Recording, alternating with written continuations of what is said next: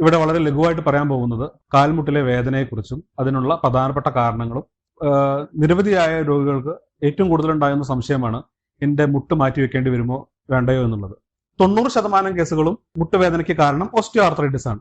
പക്ഷെ നമ്മൾ പ്രധാനപ്പെട്ട കാര്യം മനസ്സിലാക്കേണ്ടത് 10% കേസുകൾ ഈ ഓസ്റ്റിയോ ആർത്രൈറ്റിസ് കൊണ്ടല്ല വരുന്നത് എന്നുള്ളതാണ്. നമ്മൾ മുട്ടുവേദന നമ്മൾ കണ്ടു കഴിഞ്ഞാൽ ഒരു അസ്ഥിരോഗ വിദഗ്ധനെ കാണാതെ സ്വയം ചികിത്സിക്കുന്നത് വളരെയധികം അപകടകരമായ ഒരു കാര്യമാണ്.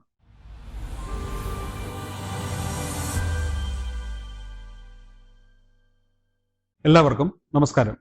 ഞാൻ doctor Nikhil CS, consultant orthopaedic joint replacement surgeon, baby memorial hospital, Kozhikode. ഇന്ന് ഞാൻ ഇവിടെ വളരെ ലഘുവായിട്ട് പറയാൻ പോകുന്നത് പ്രായമായ ആളുകളിൽ ഉണ്ടാകുന്ന കാൽമുട്ടിലെ വേദനയെക്കുറിച്ചും അതിനുള്ള പ്രധാനപ്പെട്ട കാരണങ്ങളും അതിലെ ഏറ്റവും പ്രധാനപ്പെട്ട കാരണമായ തേയ്മാനം അഥവാ ഓസ്റ്റിയോ ആർത്രൈറ്റിസിന്റെ ചികിത്സാ രീതികളെ കുറിച്ചുമാണ്. ഇന്ന് OPയിൽ വരുന്ന നിരവധിയായ രോഗികൾക്ക് ഏറ്റവും കൂടുതൽ ഉണ്ടാകുന്ന സംശയമാണ് എന്റെ മുട്ട് മാറ്റിവെക്കേണ്ടി വരുമോ വേണ്ടയോ എന്നുള്ളത്. അപ്പോൾ ഈ ഒരു ചെറിയൊരു പ്രസന്റേഷനിലൂടെ നിങ്ങൾക്ക് അതിനെപ്പറ്റിയുള്ള ചെറിയൊരു കാര്യം പറഞ്ഞു തരാനാണ് ഞാൻ ഉദ്ദേശിക്കുന്നത്. കാലിലെ മുട്ട് എന്ന് പറയുന്നത് ഒരു കോംപ്ലക്സ് ജോയിന്റ് ആണ്. പക്ഷെ വളരെ ലഘുവായിട്ട് പറയുകയാണെങ്കിൽ 3 അസ്ഥികൾ, അതായത് ഫീമർ, ടിബിയ, പിന്നെ പെറ്റല്ല അഥവാ ചിരട്ട, ഈ 3 അസ്ഥികളും അതിന് ചുറ്റുമുള്ള 4 ലിഗമെന്റ്സ്, പിന്നെ 2 മെനിസ്കസ്, ഇത്രയും ചേർന്ന ഒരു ജോയിന്റ് ആണ് നമ്മുടെ നീ ജോയിന്റ്. അതുകൊണ്ട് തന്നെ ഇതിനുണ്ടാകുന്ന വേദനകൾ എന്ന് പറയുന്നത് പ്രധാനമായിട്ടും ഈ അസ്ഥികളിലോ ലിഗമെന്റിലോ ഉണ്ടാകുന്ന വ്യത്യാസങ്ങളും അതുപോലെ തന്നെ ഈ അസ്ഥികളുടെ അഗ്രഭാഗത്തുള്ള കാർട്ടിലേജ് അതിനുണ്ടാകുന്ന തേയ്മാനം കാരണം ഉണ്ടാകുന്ന അസുഖങ്ങളുമാണ്. നമ്മുടെ ശരീരത്തിലെ ഏതൊരു ടിഷ്യൂ അല്ലെങ്കിൽ ഏതൊരു ഒരു പ്രധാന ഭാഗങ്ങൾ എടുത്തു കഴിഞ്ഞാലും അതിനൊക്കെ നമുക്ക് റീജനറേറ്റ് ചെയ്യാനുള്ള അഥവാ സ്വയം അതിനെ ഹീൽ ചെയ്യാനുള്ള കഴിവുണ്ട്.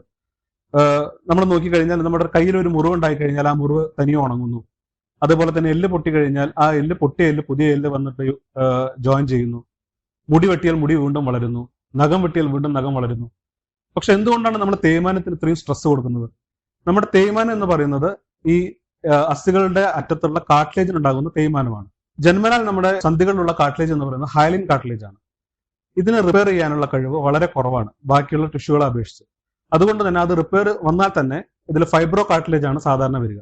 ഈ ഫൈബ്രോ കാർട്ടിലേജിന് നമ്മുടെ വെയിറ്റ് താങ്ങാനുള്ള ശക്തി ഹയലിൻ കാർട്ടിലേജിനേക്കാൾ കുറവാണ്. അതുകൊണ്ട് തന്നെ ഇത് കൂടുതൽ തേയ്മാനം വീണ്ടും ഉണ്ടാവുകയും വേദനയ്ക്ക് കാരണമാവുകയും ചെയ്യുന്നുണ്ട്. അപ്പോൾ നമ്മൾ ടോപ്പിക്കിലേക്ക് വന്നു കഴിഞ്ഞാൽ എന്തൊക്കെയാണ് സാധാരണ പ്രായമായ ആളുകളിൽ ഉണ്ടാകുന്ന മുട്ടുവേദനയുടെ പ്രധാനപ്പെട്ട കാരണങ്ങൾ? ഏറ്റവും പ്രധാനപ്പെട്ട കാരണം ഓസ്റ്റിയോ ആർത്രൈറ്റിസ് അഥവാ സന്ധിവാതമാണ്. ഇത് പ്രായമായ ആളുകളിൽ വരുന്ന വെയർ ആൻഡ് ടയർ അഥവാ നമ്മുടെ സ്ഥിരം ഉപയോഗിക്കുന്നതുകൊണ്ടുണ്ടാകുന്ന തേയ്മാനമാണ്. 90% കേസുകളും മുട്ടുവേദനയ്ക്ക് കാരണം ഓസ്റ്റിയോ ആർത്രൈറ്റിസ് ആണ്. പക്ഷെ നമ്മൾ പ്രധാനപ്പെട്ട കാര്യം മനസ്സിലാക്കേണ്ടത് 10% കേസുകൾ ഈ ഓസ്റ്റിയോ ആർത്രൈറ്റിസ് കൊണ്ടല്ല വരുന്നത് എന്നുള്ളതാണ്.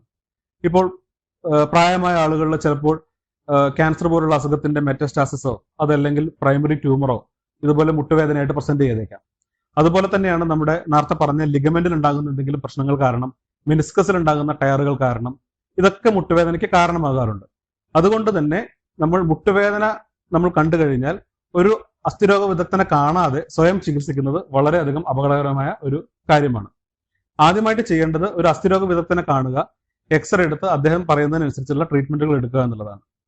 ഇനി നമ്മൾ 90% മുട്ടുവേദനയ്ക്ക് കാരണമായ സന്ധിവാതം അഥവാ ഓസ്റ്റിയോ ആർത്രൈറ്റിസിനെ കുറിച്ചാണ് ഞാൻ പറയാൻ പോകുന്നത്. ഇതിന്റെ വിവിധ ചികിത്സാ രീതികളെ കുറിച്ച്. ഒരു സന്ധിവാതം അല്ലെങ്കിൽ ഓസ്റ്റിയോ ആർത്രൈറ്റിസ് വന്നു കഴിഞ്ഞാൽ നേരെ മുട്ട് മാറ്റി വെക്കണം എന്നൊന്നും ആരും പറയുന്നില്ല. പക്ഷേ ഏത് സ്റ്റേജ് ആണ് നിങ്ങൾക്ക് ഉള്ളത് എന്നുള്ളത് കൃത്യമായിട്ട് മനസ്സിലാക്കേണ്ടതുണ്ട്. നമുക്ക് ഓസ്റ്റിയോ ആർത്രൈറ്റിസിന്റെ പ്രധാനമായിട്ടും 4 സ്റ്റേജസ് ആയിട്ടാണ് തിരിച്ചിട്ടുള്ളത്.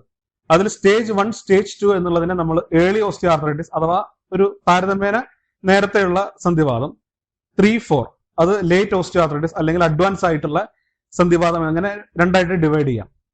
ഈ ഏർലി ഓസ്റ്റിയോ ആർത്രൈറ്റിസിന് സാധാരണഗതിയിൽ നമ്മൾ ചെയ്യേണ്ടതായിട്ടുള്ളത് കൃത്യമായിട്ടുള്ള വ്യായാമം, മുട്ടിന്റെ ക്വാഡ്രിസെപ്സ് എക്സസൈസസ്, അതുപോലെ തന്നെ നമ്മുടെ വെയിറ്റ് കുറയ്ക്കാനുള്ള കാര്യങ്ങൾ നോക്കുക. പിന്നെ ഫുഡ് സപ്ലിമെന്റ്സ്, ഈ മുട്ടിന്റെ ആരോഗ്യത്തിനായിട്ടുള്ള ഫുഡ് സപ്ലിമെന്റ്സ് നമ്മൾ ടാബ്ലറ്റ് ആയിട്ട് കൊടുക്കുക എന്നുള്ളവയാണ് സ്റ്റേജ് 1, സ്റ്റേജ് 2 ഡിസീസിന് വേണ്ടി വരുന്നത്. സ്റ്റേജ് 3 ഡിസീസിലുള്ള ആളുകൾക്ക് സാധാരണ ഈ സന്ധിവാതം കൂടുതലായി കഴിഞ്ഞാൽ എല്ല് സാധാരണ ചെറുതായിട്ട് വളയാൻ തുടങ്ങുന്നു. ഒന്നുകിൽ വാൾഗസ് അല്ലെങ്കിൽ വാരസ് ഡിഫോമിറ്റിയിലേക്ക് പോകുന്നു. ഇങ്ങനെ ഓൾറെഡി നമ്മൾ മുട്ട് വളയാൻ തുടങ്ങിക്കഴിഞ്ഞാൽ അത്തരത്തിലുള്ള രോഗികൾക്ക് സാധാരണഗതിയിൽ എന്തെങ്കിലും സർജറി ആയിട്ടുള്ള ചികിത്സകൾ ആവശ്യമായിട്ട് വരും.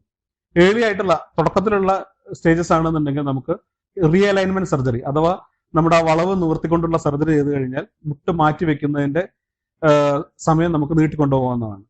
പക്ഷെ ഒരു അഡ്വാൻസ് ആയിട്ടുള്ള ഓസ്റ്റിയോ ആർത്രൈറ്റിസ് സ്റ്റേജ് 4 ഡിസീസ് ആണ് എന്നുണ്ടെങ്കിൽ അതിൽ സാധാരണഗതിയിൽ നമുക്ക് ഈ പറഞ്ഞ എല്ലാ ചികിത്സാ രീതികളും എക്സസൈസ് ആയിക്കൊള്ളട്ടെ, അല്ലെങ്കിൽ ഫുഡ് സപ്ലിമെന്റ്സ്, പെയിൻ കില്ലേഴ്സ്, അല്ലെങ്കിൽ റിയലൈൻമെന്റ് സർജറി, ഇതുകൊണ്ടൊന്നും തന്നെ നമുക്കൊരു ശാശ്വതമായ പരിഹാരം ലഭിക്കണമെന്നില്ല. അതുകൊണ്ട് തന്നെ സ്റ്റേജ് 4 ഡിസീസിലാണ് നമ്മൾ സാധാരണ മുട്ടുമാറ്റിവെക്കൽ ശസ്ത്രക്രിയ പറഞ്ഞു വരുന്നത്. ഇനി എല്ലാ സ്റ്റേജ് 4 ഡിസീസിലും നമ്മൾ ടോട്ടൽ നീ റീപ്ലേസ്മെന്റ് അഡ്വൈസ് ചെയ്യണോ? അതും വേണ്ട. ഈ സ്റ്റേജ് 4 ഡിസീസുള്ള രോഗികളെ നമ്മൾ കൃത്യമായി പരിശോധിച്ച ശേഷം അവരുടെ ലിമിറ്റേഷൻസ് എത്രത്തോളം അവരത് ബുദ്ധിമുട്ടുന്നുണ്ട് എന്നുള്ളതിനനുസരിച്ചാണ് നമ്മൾ ചികിത്സ സാധാരണ നിർണ്ണയിക്കാറുള്ളത്. നമ്മളെ ആക്ടിവിറ്റീസ് ഓഫ് ഡെയിലി ലിവിങ് എന്ന് പറയും. അതായത് നമ്മുടെ ജീവിതത്തിലുള്ള കാര്യങ്ങൾ ഒരാൾക്ക് സ്വന്തമായിട്ട് ചെയ്യാൻ, പെയിൻ കില്ലർ ഉപയോഗിക്കാതെ ചെയ്യാൻ കഴിയുന്നുണ്ട് എന്നുണ്ടെങ്കിൽ അതിനൊരു സർജറിയുടെ ആവശ്യമില്ല. നമ്മുടെ ഈ പറഞ്ഞ പോലെ തന്നെ കുറച്ച് എക്സസൈസും വൈറ്റമിൻ ടാബ്ലറ്റ്സും ഫുഡ് സപ്ലിമെന്റ്സ് ഒക്കെ ചെയ്യുന്നതോടുകൂടി തന്നെ കുറേയൊക്കെ നമുക്ക് കൊണ്ടുപോകാവുന്നതാണ്. പക്ഷേ നമ്മുടെ ഡെയിലി ലിവിങ്ങിലുള്ള സാധാരണമായ പ്രവൃത്തികളൊക്കെ ചെയ്യുന്നതിന് അയാൾക്ക് അല്ലെങ്കിൽ ഒരു രോഗിക്ക് കൂടുതൽ ബുദ്ധിമുട്ടുണ്ടാകുന്നുണ്ടെന്നുണ്ടെങ്കിൽ ഇത്തരത്തിലുള്ള ആളുകളിലാണ് നമ്മൾ സാധാരണ നീ റീപ്ലേസ്മെന്റ് അഡ്വൈസ് ചെയ്യുന്നത്. ഇനി നീ റീപ്ലേസ്മെന്റ് സർജറിയെ കുറിച്ച് വളരെ ബ്രീഫായിട്ട് ഞാൻ പറഞ്ഞുതരാം. നീ റീപ്ലേസ്മെന്റ് സർജറി ഏറ്റവും സക്സസ്ഫുൾ ആയിട്ടുള്ള ഒരു സർജറിയാണ് നീ റീപ്ലേസ്മെന്റ്. പക്ഷെ വളരെ ദുഃഖകരമായിട്ടുള്ള ഒരു കാര്യം, ഏറ്റവും കൂടുതൽ മിഥ്യാധാരണ ഉള്ള സർജറി ആണ് നീ റീപ്ലേസ്മെന്റ് സർജറി. നമ്മളൊരു രോഗിയോട് ഇത് പ്രിസ്ക്രൈബ് ചെയ്യുക അല്ലെങ്കിൽ ഇതാണ് ഞങ്ങളുടെ ചികിത്സ എന്ന് പറയുമ്പോൾ ആദ്യം തന്നെ നമുക്ക് കിട്ടുന്ന ഫീഡ്ബാക്ക് ഇത് ചെയ്തു കഴിഞ്ഞാൽ ഞങ്ങൾ ഇപ്പോൾ ഉള്ള നടത്തവും കുറയോ അല്ലെങ്കിൽ കിടപ്പിലാവുമോ എന്നുള്ളതാണ്. ഇത് വളരെയധികം തെറ്റിദ്ധാരണ ആയിട്ടുള്ള ഒരു കാര്യമാണ്. സാധാരണ നീ റീപ്ലേസ്മെന്റ് സർജറി ചെയ്ത് കഴിഞ്ഞാൽ നമ്മളൊരു 24 അല്ലെങ്കിൽ 48 മണിക്കൂർ കഴിയുമ്പോൾ തന്നെ ആളെ സ്വന്തമായിട്ട് നടത്തിക്കാനും നമ്മൾ വാക്കർ ഉപയോഗിച്ച് നടക്കാനും, അതുപോലെ തന്നെ ഫിസിയോതെറാപ്പി, മുട്ടിന് ചുറ്റുമുള്ള മസിൽസിന്റെ സ്ട്രെങ്തൻ ചെയ്യിക്കാനുള്ള എക്സസൈസും കാര്യങ്ങളൊക്കെ സ്റ്റാർട്ട് ചെയ്യുന്നു. ഒരു 2 ആഴ്ചയോ അല്ലെങ്കിൽ 1 മാസമോ കഴിയുമ്പോൾ തന്നെ അവർക്ക് വാക്കറിൽ കൂടെയും വാക്കർ അല്ലാതെയും സുഖമായിട്ട് നടക്കുന്നതിനും എല്ലാം സാധിക്കുന്നു. ഒരു 2 മാസം 3 മാസം ആവുന്നതോടുകൂടി തന്നെ വേദനയൊക്കെ പോയി നമ്മുടെ മുട്ട് മാറ്റി വെച്ചാണോ എന്ന് പോലും അറിയാത്ത രീതിയിലുള്ള ഒരു റിസൾട്ടാണ് സാധാരണ നമ്മൾ കണ്ടുവരാറുള്ളത്. എന്താണ് നമ്മൾ മുട്ട് മാറ്റി വെക്കുക, അല്ലെങ്കിൽ ആ ശസ്ത്രക്രിയയിൽ എന്താണ് നമ്മൾ ചെയ്യുന്നത് സാധാരണ? അതും ഒരു വളരെയധികം നമ്മൾ സംശയങ്ങൾ ചോദിക്കുന്ന ഒരു കാര്യമാണ്. മുട്ട് കംപ്ലീറ്റ് ആയിട്ട് നമ്മൾ എടുത്ത് പുതുതായിട്ടൊരു മുട്ട് വെക്കുകയാണോ ചെയ്യുന്നത് എന്നുള്ളത്. അതും വളരെ തെറ്റിദ്ധരിക്കപ്പെട്ട ഒരു കാര്യമാണ്. നമ്മൾ മുട്ട് മാറ്റി വെക്കുന്നതിൽ സാധാരണ ഈ തേഞ്ഞു പോയിട്ടുള്ള കാർട്ടിലേജ്, ഈ ഭാഗം മാത്രമാണ് നമ്മൾ ഒഴിവാക്കുന്നത്. അത് ഒഴിവാക്കിയിട്ട് നമ്മൾ പല്ലിന് ക്യാപ്പ് ഇടുന്ന പോലെ നമ്മുടെ മുട്ടിന്റെ ഫീമറിന്റെ ഭാഗത്തും ടിബിയുടെ ഭാഗത്തും ഓരോ ഇംപ്ലാന്റ് വെച്ച് നമ്മൾ ആ ക്യാപ്പ് ചെയ്യുന്ന പോലെ ചെയ്യുകയാണ് ചെയ്യുന്നത്. അതുകൂടാതെ അതിലൊരു ഇൻസേർട്ട് എന്നുള്ള സാധനം ഉണ്ടാവും. ഈ മുട്ടിന്റെ ചിരട്ട അഥവാ പറ്റില്ല, ചില കേസുകളിൽ നമ്മൾ അത് പറ്റില്ല ജസ്റ്റ് ഷേപ്പ് ചെയ്താൽ മതിയാവും. പക്ഷെ മറ്റ് ചില കേസുകളിൽ ആ പറ്റിലയുടെ ഭാഗവും ഇതുപോലെ തന്നെ ചിരട്ടയുടെ ഭാഗവും മാറ്റേണ്ടി വരും. നമ്മൾ ഈ മുട്ടുമാറ്റിക്കൽ ശസ്ത്രക്രിയയിൽ സാധാരണ ഇത്ര മാത്രമേ ചെയ്യുന്നുള്ളൂ. ഇതോടുകൂടി തന്നെ വളഞ്ഞ മുട്ട് നമ്മൾ നേരെയാവുകയും ചെയ്യുന്നു. ഈ ഇങ്ങനെ മാറ്റിവെക്കുന്നത് കാരണം ഈ മുട്ട് മടക്കുമ്പോഴോ നൂർത്തുമ്പോഴോ ഉണ്ടാകുന്ന വേദന കംപ്ലീറ്റ് ആയിട്ട് മാറുന്നു. കാരണം ഇതിനുള്ള പ്രധാനപ്പെട്ട കാരണം നമ്മുടെ കാർട്ടിലേജ് തമ്മിലുണ്ടാകുന്ന ഫ്രിക്ഷൻ കാരണം ഉണ്ടാകുന്ന പെയിനും കാര്യമാണ് വേദനയുടെ കാരണമായിട്ടുള്ളത്.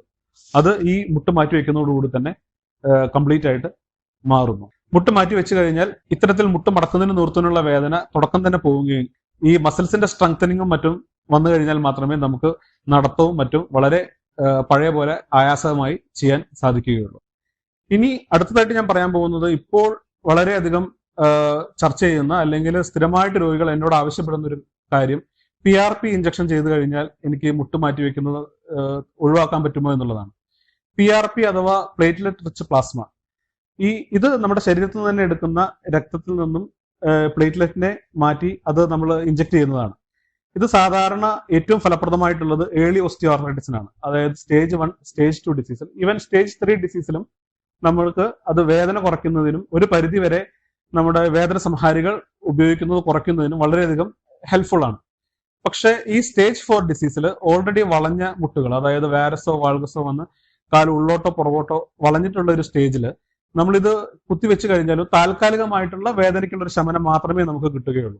വീണ്ടും ഈ വളവ് കാരണം അവിടെയുള്ള ലിഗമെന്റ് സ്ട്രെച്ച് ആവുന്നു, വീണ്ടും ഇൻസ്റ്റെബിലിറ്റി അഥവാ മുട്ടിന് ആട്ടം തുടങ്ങുന്നു, വീണ്ടും വേദന വരുന്നു, അത് വീണ്ടും മുട്ട് കൂടുതൽ മോശമായി വരുന്നതിന് കാരണമാകുന്നു.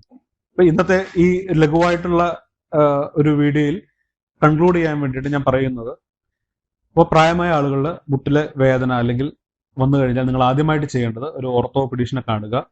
അവരുടെ എക്സ്റേ എടുത്ത് കൃത്യമായിട്ടുള്ള ഡയഗ്നോസ് എത്തിയതിനു ശേഷം അതിനുള്ള ട്രീറ്റ്മെന്റ് എടുക്കുക. ഏർലി ഓസ്റ്റിയോആർത്രൈറ്റിസ് അല്ലെങ്കിൽ മുട്ടിന്റെ തേയ്മാനത്തിന് നമ്മൾ കൃത്യമായ വ്യായാമം, മുട്ടിന്റെ ക്വാഡ്രിസെപ്സ് എക്സസൈസസ് കൃത്യമായി ചെയ്യുക. അതുപോലെ തന്നെ ഫുഡ് സപ്ലിമെന്റ്സോ ഡോക്ടർ നിർദ്ദേശിക്കുന്ന അളവിൽ മാത്രം ഗുളികകളോ കഴിക്കുക. അനാവശ്യമായിട്ട് പെയിൻ കില്ലേഴ്സ് അല്ലെങ്കിൽ വേദന സംഹാരികൾ അധികമായിട്ട് ഉപയോഗിക്കരുത്. ഒരു ഡോക്ടറുടെ നിർദ്ദേശപ്രകാരം മാത്രമേ അത് ഉപയോഗിക്കാൻ പാടുള്ളൂ. സ്റ്റേജ് 3 ഡിസീസ് അല്ലെങ്കിൽ ആ ഒരു സ്റ്റേജ് 3 ഉള്ള തേയ്മാനത്തിന് നിങ്ങൾ ഡോക്ടറുടെ നിർദ്ദേശപ്രകാരം ആവശ്യമായ സർജറികൾ ചെയ്യേണ്ടതാണ്. അത് മുട്ട് മാറ്റി വെക്കുന്നത് നമുക്ക് ഒഴിവാക്കുന്നതിന് സഹായിക്കുന്നതാണ്. പ്രത്യേകിച്ചും റീഅലൈൻമെന്റ് സർജറി, ഓസ്റ്റിയോട്ടമി ചെയ്ത് എല്ല് നിവർത്തി വെക്കുക. അതോടുകൂടി തന്നെ മുട്ടിന്റെ വളവ് മാറി കിട്ടുന്നു. അതുപോലെ തന്നെ മുട്ടിലുണ്ടാകുന്ന മെനിസ്കസിലുള്ള കീറലോ അല്ലെങ്കിൽ ലിഗമെന്റിലുണ്ടാകുന്ന മാറ്റങ്ങളോ നമ്മൾ കീഹോൾ സർജറി ചെയ്ത് മാറ്റുന്നതിലൂടെ നമ്മൾ നീ റീപ്ലേസ്മെന്റ് സർജറി എന്നുള്ള ഒരു ഓപ്ഷൻ നമുക്ക് ഒഴിവാക്കാവുന്നതാണ്. ഇനി ഇതൊന്നും അല്ലാതെ അഡ്വാൻസ് സ്റ്റേജ് ആയിട്ടുള്ള ഡിസീസ് ആണെന്നുണ്ടെങ്കിൽ നിങ്ങളുടെ ബുദ്ധിമുട്ടിനനുസരിച്ച് മാത്രം മുട്ട് മാറ്റിവെക്കൽ ശസ്ത്രക്രിയയിലേക്ക് കിടക്കുക. നിങ്ങൾക്ക് അത്യാവശ്യം നിങ്ങളുടെ കാര്യങ്ങൾ ചെയ്യാൻ പറ്റുന്നുണ്ടെന്നുണ്ടെങ്കിൽ ഈ പറഞ്ഞ പോലെ ആദ്യത്തെ ഏർലി സ്റ്റേജസിൽ ചെയ്യുന്ന പോലത്തെ വ്യായാമങ്ങളും ഫുഡ് സപ്ലിമെന്റ്സും കാര്യങ്ങളുമായിട്ട് മുന്നോട്ട് പോവുക. പക്ഷേ നിങ്ങളുടെ ഒരു ദൈനംദിന ജീവിതത്തിൽ അത് വല്ലാതെ ബാധിക്കുന്നുണ്ടെന്നുണ്ടെങ്കിൽ തീർച്ചയായിട്ടും സ്റ്റേജ് 4 ഡിസീസിൽ നിങ്ങൾ മുട്ട് മാറ്റിവെക്കൽ ശസ്ത്രക്രിയ നടത്തുക. വളരെ നല്ല റിസൾട്ടുള്ള ഒരു സർജറിയാണ്. വളരെ കൃത്യമായിട്ട് ചെയ്തു കഴിഞ്ഞാൽ വളരെ നല്ല റിസൾട്ട് നിങ്ങൾക്ക് കിട്ടുന്നതാണ്. നന്ദി, നമസ്കാരം.